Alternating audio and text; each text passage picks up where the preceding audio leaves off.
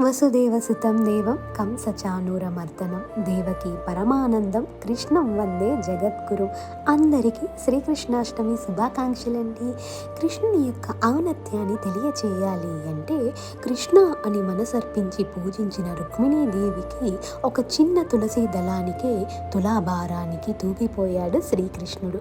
అలాగే కుచేలుడు కటిక దరిద్రంలో ఉన్నప్పుడు తాను ప్రసాదముగా ఇష్టమైన అటుకులు బెల్లాన్ని స్వీకరించమని ప్రసాదించగా శ్రీకృష్ణుడు వెంటనే గుప్పెడు అటుకులు బెల్లానికి తన వద్దనున్న సంపదని మొత్తం సమర్పించాడు కుచేలునికి.